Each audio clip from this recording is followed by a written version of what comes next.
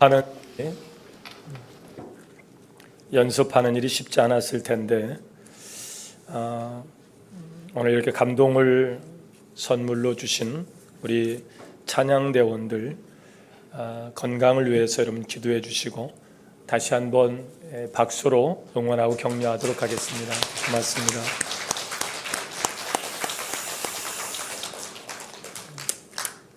오늘 함께 나누실 말씀으로 창세기 35장으로 가셔서 1절부터 7절까지 말씀을 찾으시는 대로 아멘에 가시죠. 창세기 35장 1절부터 7절 말씀 찾으신 줄 알고 교독하여 봉독하시겠습니다. 하나님이 야곱에게 이르시되 일어나 베델로 올라가서 거기 거주하며 네가 네 형 에서의 낯을 피하여 도망하던 때에 네게 나타났던 하나님께 거기서 제단을 쌓으라 하신지라.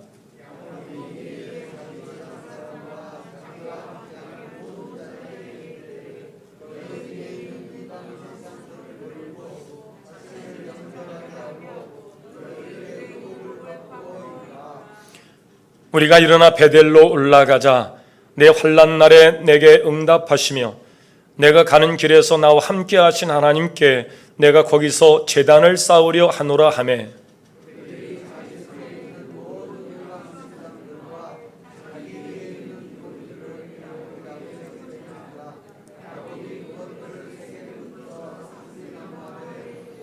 그들이 떠났으나 하나님이 그 사면 고을들로 크게 두려워하게 하셨으므로 야곱의 아들들을 추격하는 자가 없었더라.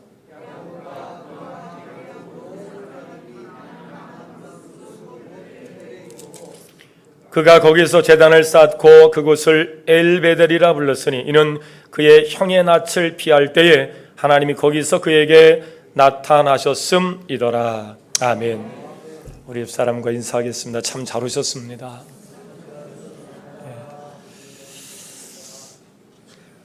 인생은 항상 새로운 시작이라는 말과 함께 또 새날을 우리가 맞이하게 됩니다.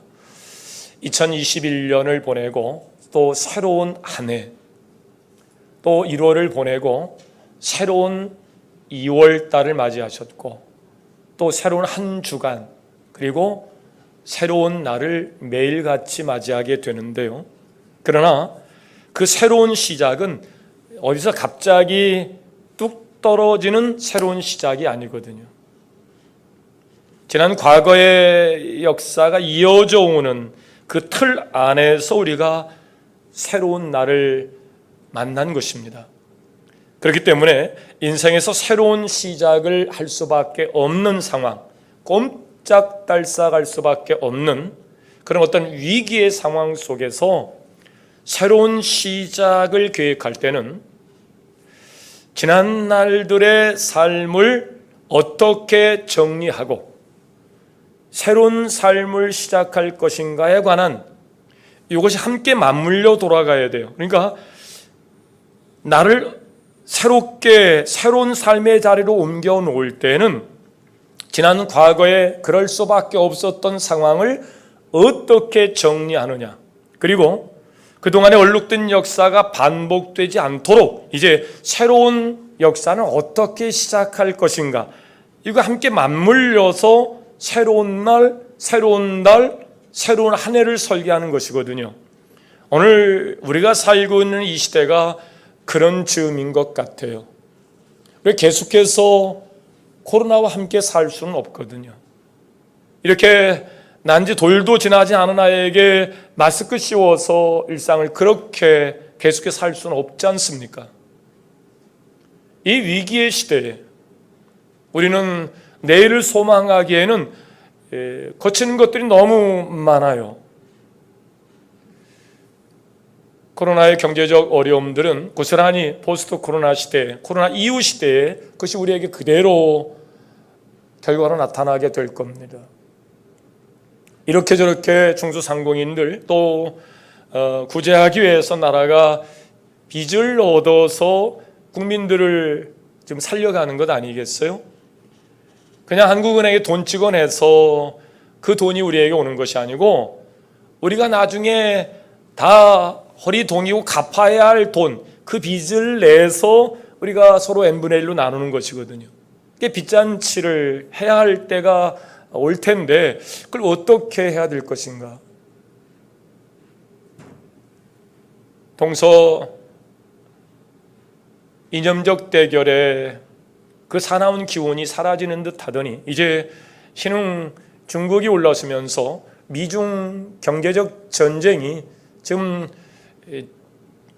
가시적으로 정치 대결로 또 나오는 것 같아요. 그 틈바구니 속에서 또 대한민국은 어떻게 우리 입장을 정리하고 갈 것인지, 그리고 대선 이후에 이렇게 갈라진 국민의 민심들을 어떻게 봉합해서 또 이 위기를 넘어서 또 그렇게 세계로 향해 나아갈 것인지, 여러 일들을 생각하면 생각할수록 정말 복잡한 즈음이 아닌가 싶습니다. 그럴 때 우리 어떻게 새해를 맞이하고 또 어떻게 지난 과거 속에서 우리에게 온 이 얼룩과 또 어둠과 이 혼란들을 어떻게 극복하고 정리하고 또 새해를 열어갈 것인지, 이제 새로운 한 해를 맞이해서 우리는 2번 새해 축복 인사를 했어요. 그리고 설 명절까지 이제 끝나고 더 이상 새해는 우리에게 오지 않아요. 그럼 지난 몇 년간 반복되어서 우리에게 온 이 고통의 역사를 어떻게 정리하고 또 이 새해를 맞이할 것인가? 오늘 우리가 살고 있는 이 시점이 굉장히 중요한 점입니다. 저는 오늘 이 본문의 시대적 배경을 여러분에게 먼저 말씀을 드리고, 이런 위기의 상황 가운데 처한 야곱은 그의 가문을 어떻게 그 위기 속에서 새롭게 그 가문을 이끌어냈는지 여러분에게 함께 말씀으로 은혜를 나누려 합니다. 하나님께서 세상을 창조하신 이후에 아담과 하와의 죄는 모든 피조물들이 그 죄 가운데서 신음할 수밖에 없는 상황으로 바뀌어요. 하나님이 세상을 창조하는 것을 정말 후회가 될 만큼의 그런 상황이죠. 하나님은 노아 홍수를 통해 세상을 심판하시고 노아의 가족으로 새로운 세상을 창조하세요. 그리고 그들에게 문명의 이기를 줍니다마는 그 문명의 이기는 하나님의 영광을 위한 것이 아니고 하나님 앞에 대항하는 것으로 그들에게 주어진 문명의 이기는 바벨탑 사건으로 나타납니다. 하나님 그들의 언어를 얻으시고 그들은 언어별로 나라와 민족을 나누어서 살게 되었고, 그럼에도 불구하고 하나님 그들을 사랑하셔서 그들을 구원할 프로젝트로 하나님 나라를 세우기로 결정을 하세요. 그리고 부르신 자가 아브라함이에요. 본토 친척 아비집을 떠났던 아브라함은 하나님과 함께 하심으로 어디를 가든지 그가 형통하게 되고 복의 시작이 된 줄로 믿습니다. 아브라함이 복을 받으니 아브라함에게 약속하셨던 하늘의 별을 좀 세워봐라, 네 후손이 앞으로 이렇게 많아질 것이다. 그래요? 그 축복의 과정으로 아브라함은 이삭을 낳게 됩니다. 또 이삭은 야곱을 낳게 돼요. 이 야곱은 아주 어릴 적 어머니 뱃속에서부터 영적으로 굉장히 예민한 자예요. 그래서 하나님의 축복이 아브라함으로 이삭으로 자기에게 오는 장자의 축복을 받으려고 어머니 뱃속에서 장자 쟁탈전을 합니다. 근데 이기지 못하고 형의 발 뒤꿈치를 붙잡고 나왔습니다마는 이미 서열은 정해졌고 그 장자의 축복을 얻으려고 형을 속이죠. 어머니의 도움을 받아서 결국 아버지로부터 장자의 축복 안수를 받고 이제 피난길로 나섭니다. 어머니 형제 외삼촌 라반의 집으로 도피해가는 그런 여정이에요. 아버지 집을 떠나서 광야길로 나섰습니다. 뒤에는 에서가 추격해 올 수 있는 상황이고 또 각처에 숨어있는 적들이 생명의 위협일 수 있습니다. 무엇보다도 마음이 괴롭고 고독하고 어렵습니다. 잠을 못 이루고 돌을 베개 삼아 뒤척이던 그때에 환상 중에 하나님이 나타나신 겁니다. 갑자기 하늘문이 열리더니 사닥다리가 축 내려오는 거예요. 천사들이 오르락내리락 하면서 하나님의 섭리 안에서 하나님의 교통하심 속에서 이 땅의 역사가 하늘의 역사가 이루어지는 일들이 그렇게 진행된다는 사실을 깨닫게 됩니다. 그러더니 사닥다리 위에서 하나님이 야곱을 부릅니다. 야곱아, 내 할아버지 축복의 시작이었던 아브라함의 하나님이 바로 나다. 네 아버지 이삭의 하나님이 바로 나라니까 내가 앞으로 아브라함과 이삭과 함께 했던 것처럼 너와 함께 할 거요. 내가 너를 도울 거야. 놀라운 일이죠.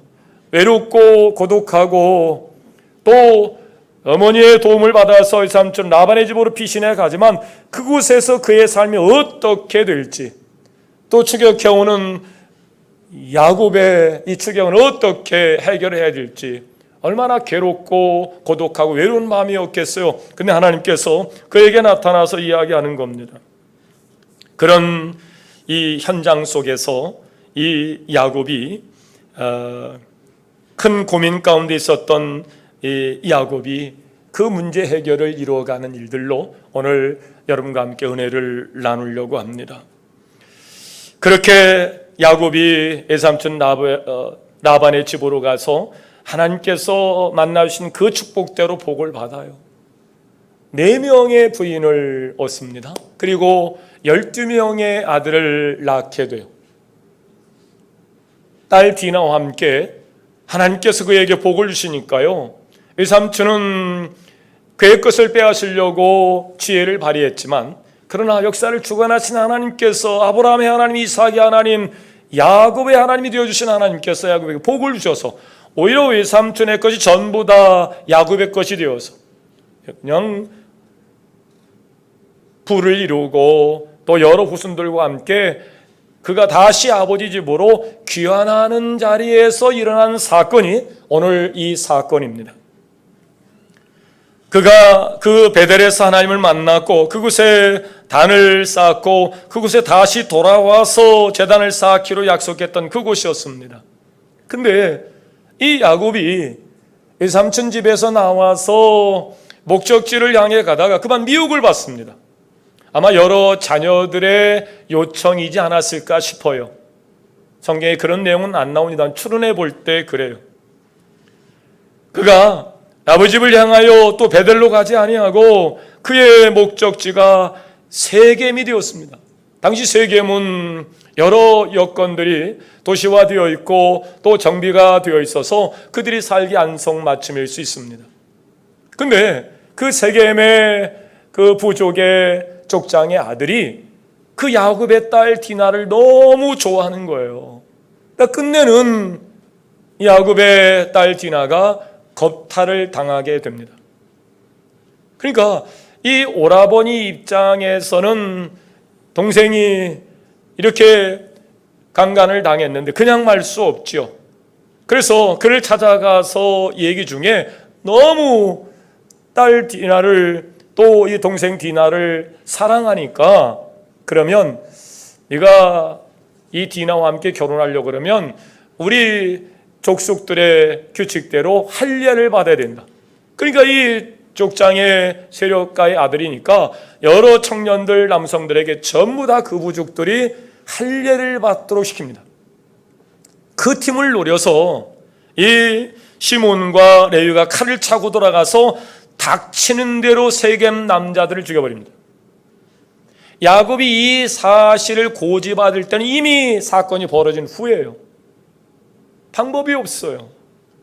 아직 세겜에 정착한 야곱의 가술들이 아니었습니다. 그냥 가본 거예요. 가서 사건이 벌어진 겁니다. 그 사람들이 가만히 있겠어요? 세력화해서 야곱의 후손들이 집단 학살을 당할 수밖에 없는 위기에 봉착하게 된 겁니다. 어떻게 할 방법이 없어요.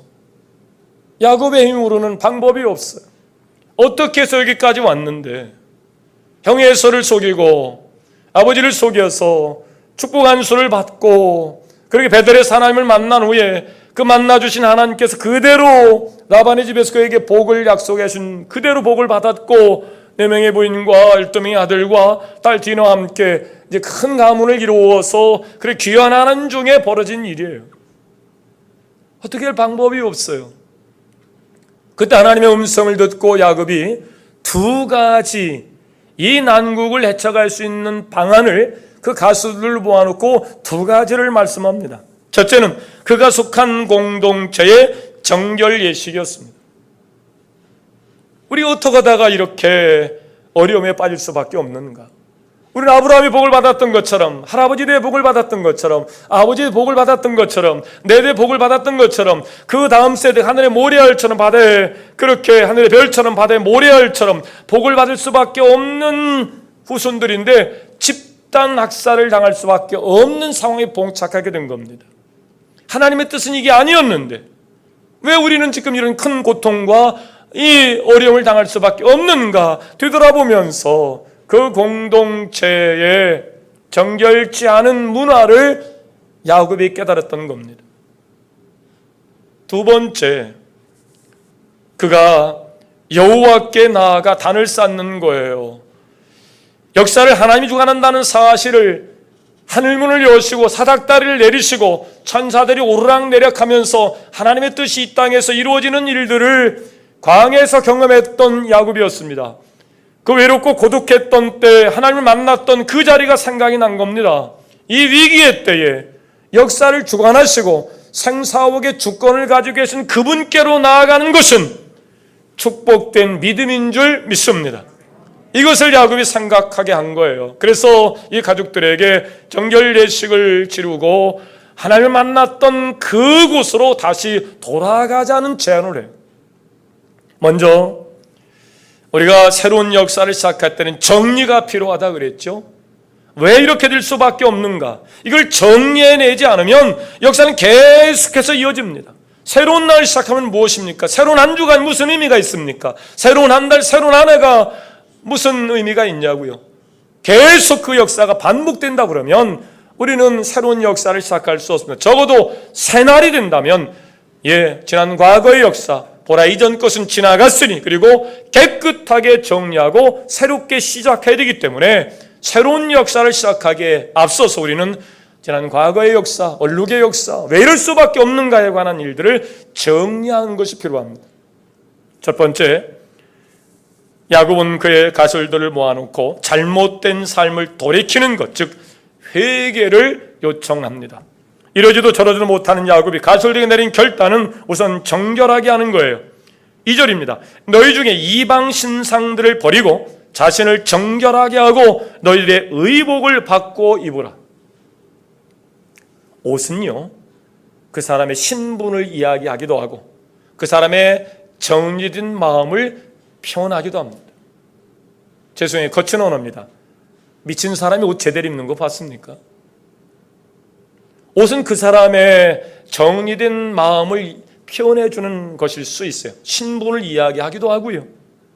근데 하나님께서 야곱에게 복을 주셔서 외삼촌 라반의 집에 가서 큰 가문을 이루어서 오는 여정 가운데 아마 이런저런 사람 만나고 이런저런 문화를 경험했을 겁니다. 그러면서 그의 후손들이 이상한 옷을 입기 시작한 겁니다. 잘못된 옷을 입기 시작한 겁니다. 세상 문화가 탐욕으로 들어오기 시작한 겁니다. 그래서 주술적인 의미로 장신구를 착용하기 시작합니다. 우리도 그런 의미를 갖지요. 하나님의 구원의 상징인 십자가를 달면서 겸손과 또 십자가의 모든 것을 내어준 삶이기 때문에 그 십자가를 달고 나도 내어주는 삶, 그런 삶을 살도록 우리가 십자가를 목걸이로 귀걸이로 또 하기도 하지요. 대선이 코앞에 있고 여러 일들이 많습니다만은 안타깝기도 하고 또 고통스럽기도 한 것이 대선 주자로 나선 사람들의 삶의 모습이었습니다. 한 사람은 국민들 앞에 나올 때 손바닥에다가 추술적 의미로 왕자를 써놓고 나오기도 하고, 또 한 사람은 공개적인 자리에서 얘기도 없을 만큼 삐뚤어진 인격의 소유자인 듯하고, 그게 도대체 어떻게 해야 될지 우리가 방법을 찾기가 참 어려운 그런 대선을 이번에 치르게 됐습니다. 아마 그분도 그동안 어떤 신뢰를 맺었던 사람들의 주문을 받고 요청에 의해서 손바닥에 왕자를 쓰고 나왔겠죠. 이런 것처럼 그 주술적 의미를 담아서 장신구를 착용하는 사람들이 있죠. 근데 야곱의 후손들이 그럴 줄 몰랐어요. 그의 의복이 보니까 정상적인 하나님의 사람들이 입어야 할 옷이 아니었던 옷이었기에 그 의복을 바꿔 입도록 야곱이 요청을 합니다. 그러자 그의 가솔들이 장신구를 다 빼가지고 야곱 앞에 가지고 온 겁니다. 자기들이 생각해봐도 큰일 난 거예요. 자기들이 저지른 일들이 결국 이 가문을 결국 멸망시킬 수밖에 없는 사건의 주인공이 되고 보니까 이 야곱의 제안에 그들이 엎드려서 장신구를 다 빼서 야곱에 가져오고, 야곱은 그 출적 의미를 가지고 있던 그것들을 세겜 근처의 상수리 나무 밑에 파 묻어버립니다. 어느 순간 우리의 가정의 문화 가운데 크리스천답지 않은 그런 문화들, 그런 가치관과 세계관이 우리의 내일의 소망을 어둡게 하는 가치관이 될 수 있어요. 이 환난의 때에, 이 위기의 때에 하나님이 아니면 소망을 가질 수가 없는 상황에 영적 눈을 어둡게 하는 그런 문화, 그런 가치들이 어느 순간 우리의 삶 가운데 가득 들어와 있다고요. 야곱이 이렇게 무너질 줄 몰랐어요. 그 베델에서 만난 하나님은 야곱에게 아브라함이 줬던 복을 약속했거든요. 근데 지금 다 죽게 생긴 거예요. 야곱은 문제의 원인이 바로 여기에 있다라고 생각을 한 겁니다. 이리저리 돌아다니는 삶을 살면서 여러 이방신들을 섬기는 모습들이 그의 후손들에게 돌아왔고, 그들도 그런 추술적 의미를 담아서 육신의 정욕에 앞서는 결정을 쉽게 내리는 그런 모습으로 할례를 가지고 세겜 사람들을 죽이는 어처구니 없는 일들을 하게 되었고, 또 여러 옷과 장신구들을 보니까 이거는 재앙을 불러온 안테나 역할을 한 거예요. 그래서 야곱은 이런 것을 먼저 끊는 것이 순서라고 생각을 했어. 그래서 이방 신상을 버리고 자신을 정결하게 하고 의복을 바꾸라는 명령을 그들에게 내렸던 겁니다. 우리는 야곱의 판단을 자세히 더 볼 필요가 있어요. 문제의 해결은 정결케 하는 데부터 일어나는 것이기에 세상의 방식이 알게 모르게 우리를 영적 눈을 어둡게 하고 육적으로 우리가 더 예민해져가 있다면 우리 자신도 모르는 사이에 세상 사람들이 가지고 있는 가치관이 우리 안에 들어와서 수단과 방법을 다 동원해 속이는 일들, 거짓말하고 가증한 문화를 또 쫓아가는 일들, 새로운 시작은 이런 것들을 정리하는 데부터 새로운 시작이 일어나야 될 줄로 믿습니다. 이 세상을 따라갔던 잘못된 것들을 버리고 순전한 모습이 되어서 하나님께 돌아서야 됩니다. 우리는 이것을 따라합시다. 회개라고 합니다. 정도에서 벗어난 것. 화살을 관역을 향해 쐈는데 관역을 향해 가야 할 화살촉이 엉뚱한 데로 가는 것, 하마르티아, 이게 죄입니다.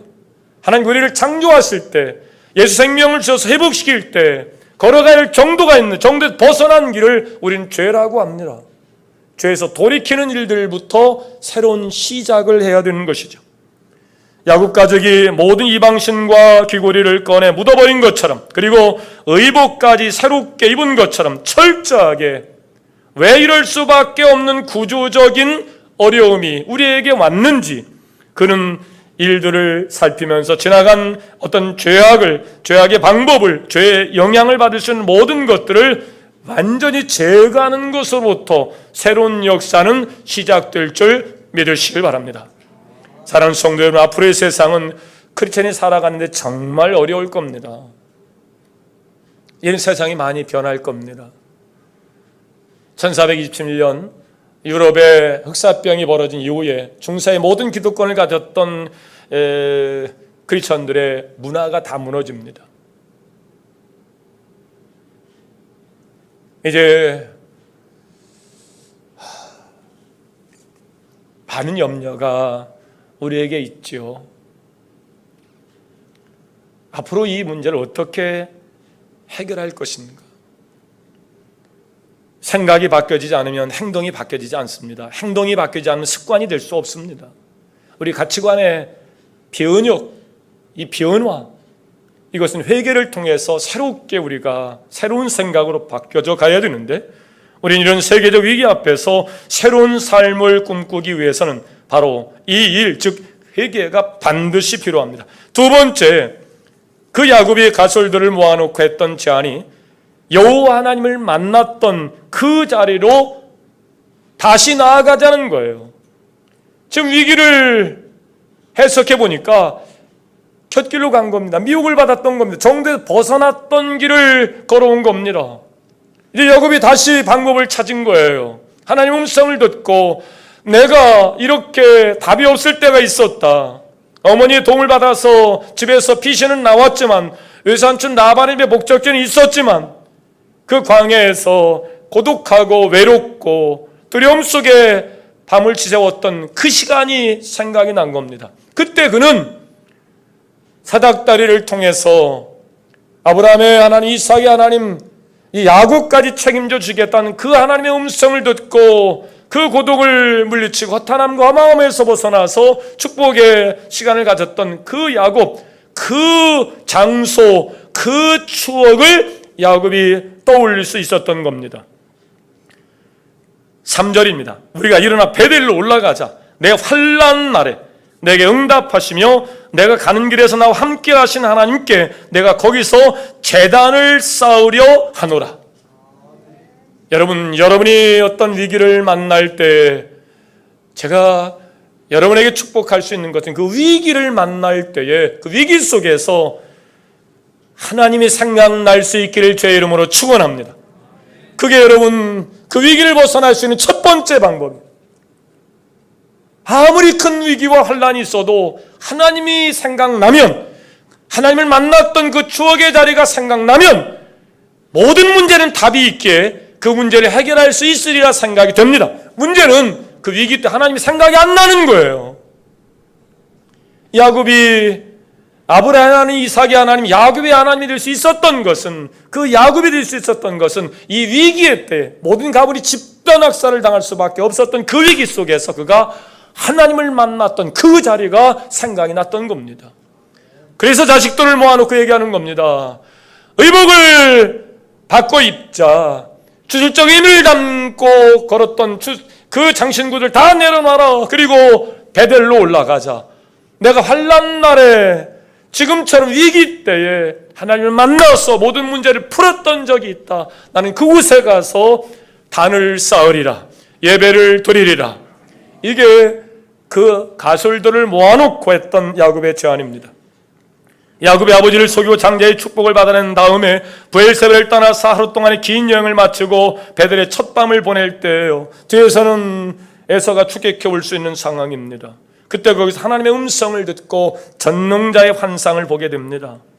야곱의 꿈은 한 환상을 보게 됐는데 하나님의 뜻이 이 땅에서 그렇게 이루어질 수 있는 방법이 하나님이 사닥다리를 걸쳐놓고 천사들이 그 사닥다리를 오르내리면서 하나님의 뜻이 이 땅에서 이루어질 수 있다는 놀라운 사실을 보게 되는데 그 순간 하나님이 그 사닥다리 꼭대기에서 이 야곱을 부르는 겁니다. 야곱아, 야곱아, 누구세요? 네 할아버지 아브라함의 하나님 바로 나야. 네 아버지 이삭의 하나님이 나야. 너의 하나님이 될 거야. 야곱은요 정말 그 모든 어려움들이, 두려움들이 다 한꺼번에 다 해소되는 놀라운 축복의 시간을 그가 갖게 된 겁니다. 새로운 약속이 야곱에게 주어집니다. 이전에 그의 부친 이삭에게 줬던 축복이 자기에게 주어진 겁니다. 자기도 이제 축복의 사람이 되어서 요셉을 비롯한 12지파들 이스라엘 지파가 되지 않아요. 그들에게 축복할 때 그 축복이 복이 될 수 있는 자리로 하나님께서 야곱을 세우시겠다는 거예요. 사랑하는 여러분, 여러분이 두 손 들고 축복하는 그 축복이 여러분 다음 세대에 복이 될 수 있기를 주의 이름으로 축원합니다. 축복하면 뭐예요? 그것이 그냥 공허한 외침이 되고 말하면 아무런 의미가 없는데 하나님께서 야곱에게 그런 권한을 줬단 말이죠. 야곱은 지금 홀로 있지 않습니다. 고독하지 않습니다. 외롭지 않습니다. 야곱이 환상 중에 하나님의 전을 만나게 된 겁니다. 하늘문을 보게 된 거예요. 그 하늘문이 열려지고 어떻게 이 땅의 위기와 환난 가운데 고통받는 사람이 그 문제를 해결할 수 있을지 여러분 하나님을 만날 수 있기를 제 이름으로 축원합니다. 그 문제의 답은 바로 하나님 만나는 새부터 그 문제가 해결이 되기 때문에 그렇습니다. 야곱은 그것을 기념하기 위해서 두 가지를 합니다. 첫째, 그가 베고 자던 돌을 기둥으로 세웁니다. 표식을 해놓는 거예요. 그 이유는 아브라함이 하나님께서 그에게 나타나신 곳에 단을 쌓았던 것처럼 그곳에서 단을 쌓을 만한 시간이 야곱에게도 없었기 때문에 야곱은 단을 쌓을 수 있는 적절한 기회가 오면 그곳을 성전으로 만들 수 있는 예배 처소로 만들 수 있는 기회가 온다 그러면 그곳을 예배당으로 만들기 위하여 지금처럼 성전으로 만들기 위하여 하나님 옆에 제사 드릴 수 있는 제단을 만들기 위하여 기둥을 그곳에 삼고 표식을 해놓는 겁니다. 이곳은 앞으로 내가 하나님 앞에 예배하는 곳이 되도록 만들어 갈 것이다. 이게 야곱의 결심이었습니다. 두 번째, 그곳에 야곱은 새로운 이름을 지어요. 본래 루스 곧 아몬드가 많이 나와 있는 광야이기 때문에 아몬드 나무의 숲이란 그의 이름이었는데 그걸 베델로 바꿉니다. 그 베델의 뜻은 뭡니까? 하나님의 집이라는 뜻이에요. 이곳이 하나님의 집, 하늘문이 열리고 사닥다리가 걸쳐진 이곳, 우리가 섬기는 임마누엘께 이곳이 하나님의 집인 줄 믿으시길 바랍니다. 하늘문을 여시고 사닥다리가 척 걸쳐져서 하나님이 천사들을 동원하여 오르락내리락 하시고 하나님 임재의 초소인 이곳이 바로 베델, 하나님의 집인 것을 믿으시길 바랍니다. 그 표식을 야곱이 한 겁니다. 그리고 이제 그 이름을 바꾸고 하나님 앞에 서원을 합니다. 첫째, 내가 평안히 돌아올 때까지 이 표식이 그대로 남아있다면 이곳에 하나님의 영광을 위하여 제단을 쌓겠다는 거예요. 그럼 제단이 그냥 만들어지면 제단이 운영됩니까? 제단을 유지 운영하기 위한 필요한 필요 비용이 발생하게 되는데 그가 하나님 앞에서 거기서 11조를 약속해요. 이제 하나님께로부터 모든 것이 오도록 돼 있다. 아브라함이 그랬던 것처럼 아버지 이삭이 그랬던 것처럼 나에게도 모든 것이 하나님께로부터 오게 돼 있다. 그곳에 10분의 1을 취하여 이제는 하나님의 백성을 돌보는 일들과 제단을 유지 운영하는 일을 위하여 그가 10분의 1을 하나님 앞에 소원을 하게 됩니다. 이렇게 아름다운 추억이 있었던 그 베델, 이 베델을 야곱이 생각을 하게 된 겁니다. 이 환난의 위기, 아무도 문제를 해결해 줄 사람이 없어요. 세계 사람들이 화가 났어요. 그래서 이제 한 가문을 완전히 박살낼 수밖에 없는 그런 박살의 위기가 야곱에게 온 겁니다. 그때 그가 나를 처음 만나주시고 이렇게 삼촌 라반의 집에서 약속한 대로 어마어마한 복을 주신 그 하나님, 그 하나님과의 만남의 자리에서 약속했던 그곳, 이곳에 내가 제단을 쌓고 모든 것의 시작이 하나님께 온 것을 고백하여 드리는 그 11조 예물로 이제 하나님의 백성들을 살피겠다라는 그 서원을 고백했던 그 아름다운 추억이 있던 그 베델로 올라가자 이거예요. 그러면 이 문제가 해결되리라. 그가 하나님과의 약속 속에서 얻었던 비밀이죠. 야곱은 이것을 하나님의 은혜 안에 사는 음성을 듣고 그들의 삶의 자리를 바꾼 후에 베델로 다시 올라갈 것을 제안했고 그 백성들은 그 야곱의 제안을 듣고 그들이 정결 예식을 한 후에 모든 장신구를 떼서 상수나무 근처에 묻어놓고 야곱이 제안한 대로 베델로 올라갑니다. 그래도 놀라운 일이 벌어집니다.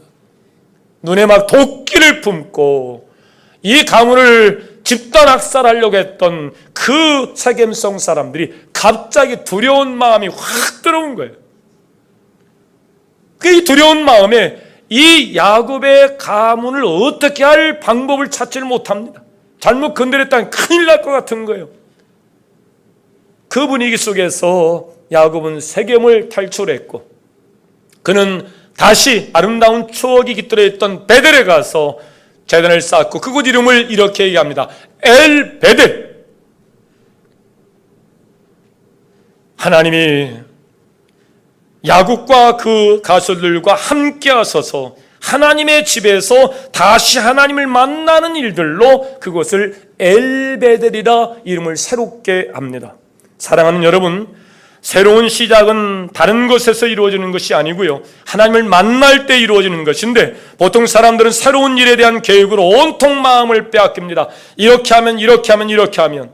그러다 보니까 새로운 길을 간다고 말은 하지만 지난 과거에 더럽혀진 옷을 그대로 입고 새로운 출발선에 선 겁니다. 절대 새로운 역사가 일어나지 않습니다. 새로운 시작은 정돈부터, 정리부터, 우리 언어로 회개부터 새로운 시작을 계획해야 될 줄로 믿습니다. 그 새로운 시작의 결국 궁극적인 목표는 하나님 앞에 나아가는 거예요. 그가 하나님 앞에 나아가자 현실적으로 풀 수 없었던 문제가 한꺼번에 풀려나갑니다. 사랑하는 여러분, 회개와 더불어서 하나님을 만나는 일로 이 난국에, 이 어려움에 여러분 내일을 소망할 수 있는 계획을 완성시킬 수 있기를 주의 이름으로 축원합니다. 이것이 올바른 방법입니다. 여러분의 의복을 깨끗하게 하십시오. 말씀 주신 하나님이 여러분이 야고보서 히브리서를 통독할 때 여러분 마음속에 찾아오셔서 더럽혀진 옷을 새롭게 의롭게 여겨주시고 의로운 자리로 앉혀주셔서 새로운 삶을 시작할 수 있도록 환경을 바꾸어 주실 것이기 때문입니다. 그러므로 그곳에서 새로운 처소를 찾아가십시오. 그 새로운 처소는 하나님이 만나주셨던 처소입니다. 외로움과 그 고독 속에서, 두려움 속에서 그에게 네가 만나는 내가 아브라함의 하나님이 이삭의 하나님이라고, 내가 너와 함께 할 것이다. 모든 문제는 하나님의 주권 속에 있습니다. 이 코로나의 위급한, 위중한, 이 엄중한 상황 속에서 새로운 삶의 설계를 시작할 때 조용히 세밀하게 다가오셔서 주신 음성으로 여러분의 의복을 깨끗하게 하시고, 하나님을 처음 만나서 위로하시고 나에게 그렇게 복을 제시해주신 그 자리로 가셔서 다시 하나님을 찾으실 때 베델이 엘베델, 하나님이 함께 하시는 하나님의 집으로 가셔서 여러분의 인생이 새롭게 변화될 수 있기를 제 이름으로 축원합니다. 축원합니다. 기도하겠습니다. 참 좋으신 하나님, 오늘 우리는 새해 들어서 두 번째 새해 복 많이 받으세요. 서럽게 기원을 담은 담소를 덕담을 나누면서 그렇게 시작한 한 주간이었습니다.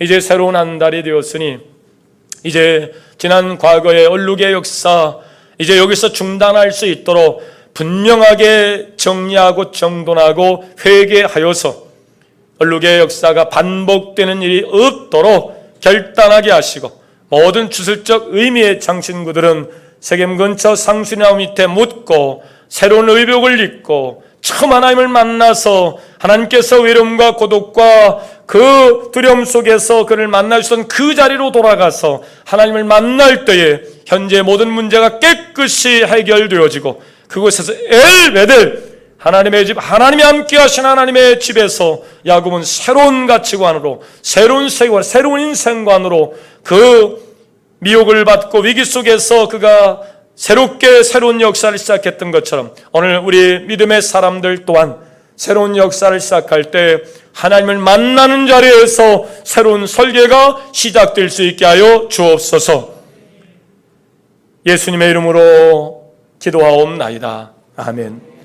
계속해서 다짐하고 결단하고 고백하는 시간입니다. 하나님, 하나님께서 우리에게 새해를 주셨는데 예수 생명을 가지고 영생 이르는 길을 주셨고 생명록의 이름을 기록하여 주셨는데 우리가 잘못된 세상의 가치에 미혹을 받고 또 주술적 의미에 또 여러 삶을 탐욕 속에서 취하여 살다가 우리 힘으로 풀 수 없는 어려움을 만나게 되었고 이 문제를 어떻게 풀 것인지 야곱의 삶을 교훈 삼아서 방법을 우리에게 말씀하시니 이제 옷을 갈아입게 하시고 하나님보다 더 사랑했던 모든 우상 숭배의 자리에서 벗어나게 하시고 하나님만이 내 인생의 주인이시오 그 위기 때에 나를 만나주셨던 하나님 하늘문을 여시고 사닥다리를 내려뜨려 놓으시고 그곳에서 야곱을 축복하신 그곳이기에 하나님의 집이라고 그 지명을 바꿔놨던 그곳에 야곱이 다시 가서 하나님을 찾으며 위기를 극복하게 된 것처럼 우리도 이 삶의 여정 가운데 만난 가정의 위기 또 관계의 위기 경제적 위기 어디로부터 온 것일까 다시 한번 되돌아보며 하나님을 내가 처음 만났을 때의 그 자리로 다시 돌아갈 수 있는 결심을 하려 합니다.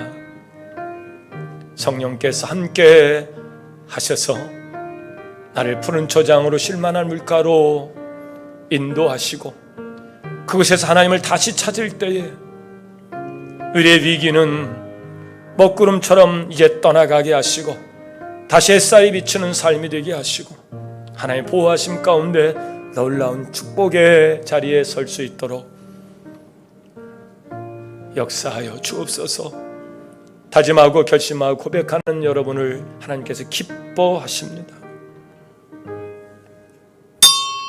다 함께 일어나셔서 우리 복음성가 함께 부르시면서 마음을 다집니다.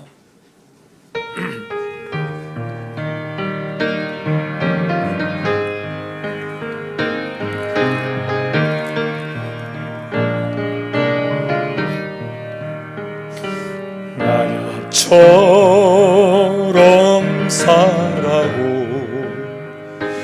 내 모습이 부끄러워 나의 모습 감추려고 어두운 길 걸었네 교만으로 물들이모 내 뜻대로 살다가 지쳐서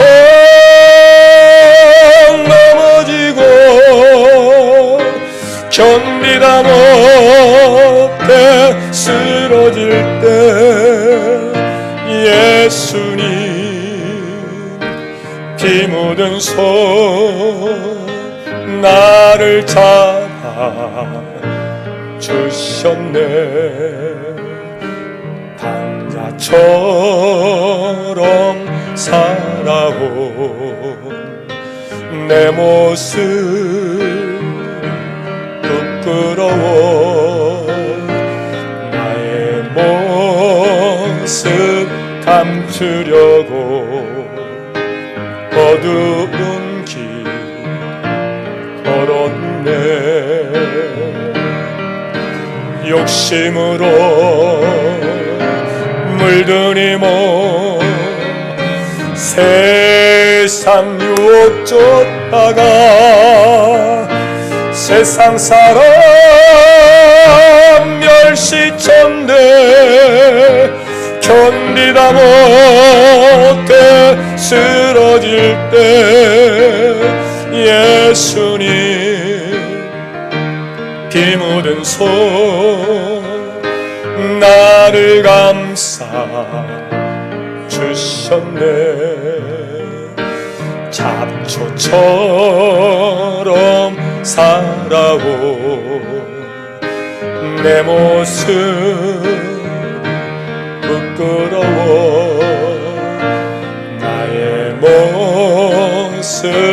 감추려고 어두운 길 걸었네. 죄악으로 얼룩진 몸 방황하며 살다가 병들어 상하니 못 견디다 못해 쓰러질 때 예수님 피 묻은 손 나를 구원하셨네.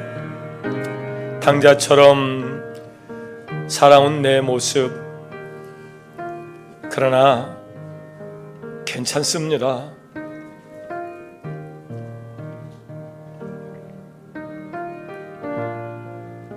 잡초처럼 낙엽처럼 살아온 인생,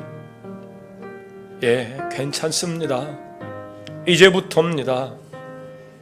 잘 정돈하시면 됩니다.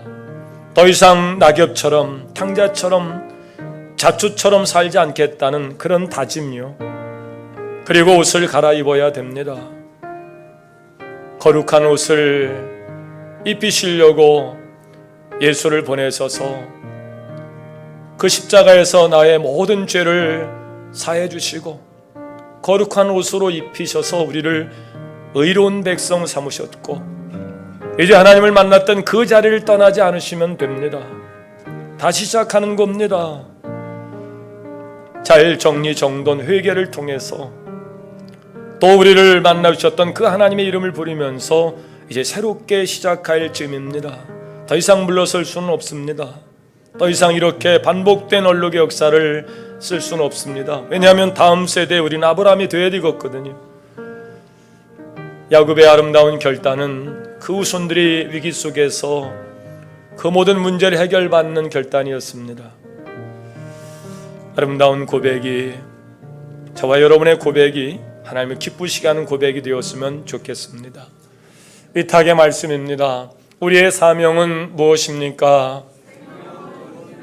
땅끝까지 이르러 복음의 증인으로 꼭 사십시오. 오늘 저녁에 바나바 헌신 예배로 다시 만나시도록 하겠습니다. 기도하겠습니다. 지금은 우리를 죄에서 구원하신 예수 그리스도의 은혜와 하나님 아버지 극진하신 사랑하심과 성령님의 감화 감동 내주 긍휼하심의 특별한 은총이 오늘 코로나 바이러스로 염려하고 근심하고 걱정하고 내일의 소망할 수 없을 만큼 혼란스러운 이 세상에서 야곱이 그랬던 것처럼 의복을 갈아입고 지난 날들에 더럽혀진 우리의 삶을 이제 그리스도의 보혈로 깨끗이 새롭게 씻고 이제 다짐하여 나아가는 그 자리가 하나님을 만나는 자리, 제단을 쌓는 자리, 이 제단의 유지 운영을 위하여 필요한 일들로 모든 것이 하나님께로서 왔음을 고백하여 드려진 그 고백으로 10의 하나를 가장 의미 있고 가치 있는 일들로 사용하는 일들로 야곱은 국면한 모든 위기를 탈출하게 되었고 그 후손은 복을 얻었던 것처럼 앞으로 우리네 삶이 그렇게 야곱의 후손들처럼 누리는 삶으로 살기로 결단한 모든 사랑하는 권속들 머리 위에 지금부터 영원토록 함께하여 주옵시길 간절히 축원하옵나이다. 아멘.